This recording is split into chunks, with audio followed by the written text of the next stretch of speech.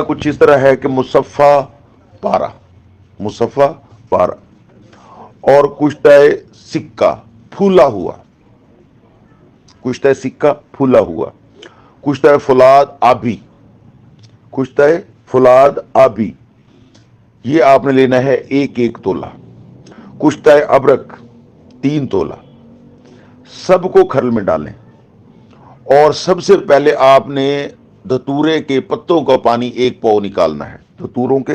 دھتورے کے پتوں کا پانی 1 پاؤ،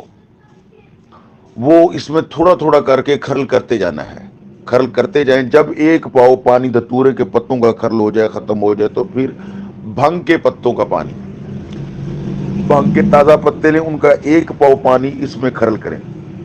پھر اس میں ملٹھی کا پانی نکالیں، اور اس میں تھوڑا تھوڑا کر کے وہ کھرل کرتے جائیں، پھر سمبل کی جڑ کا پانی، سمبل ایک درخت ہے، اس کی جڑ کا پانی نکالیں اور وہ تھوڑا تھوڑا اس میں کھرل کرتے جائیں، پھر پان کے پتوں کا پانی 1 پاؤ اور کھرل کرتے جائیں، تقریباً کافی عرصہ لگتا ہے، 4-5 ماہ لگتے ہیں، لیکن کمال کی چیز بنتی ہے۔ اچھا، آپ ان کو کھرل کرتے جائیں، جب یہ تمام چیزیں آہستہ آہستہ اس میں کھرل ہو جائیں گی، تو آپ نے اس کو بحفاظت، آپ نے کمال کا خزانہ حاصل کر لیا، کمال کا نسخہ آپ کے ہاتھ آ گیا، کمال کی جو ہے یعنی آپ کی مٹھی میں آ گئی۔ اللہ پاک کے فضل سے آپ اس شیشی کو میں ڈالیں اور محفوظ کر لیں۔ اب آپ نے کیا کرنا ہے، جو آدمی چاہتا ہے یعنی ٹائمنگ کے لیے، یعنی وہ بالکل ٹھیک ہے لیکن وہ ٹائمنگ چاہتا ہے،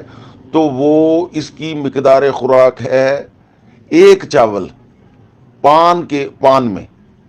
میں 1 چاول مقدار خوراک ہے، پان میں رکھ کے استعمال کرے، اور پھر آپ کو 15 دن کے بعد، 20 دن کے بعد دوسری خوراک لینی پڑے گی، پھر 15-20 دن کے بعد دوسری خوراک لینی پڑے گی۔ ہاں، شوگر کے مریضوں کے لیے یہ بے پناہ فائدہ مند چیز ہے، شوگر کے مریضوں کے لیے، بلڈ پریشر کے لیے، اور شوگر کے کا اکثیری جو ہے یہ نسخہ، یہ حاضر خدمت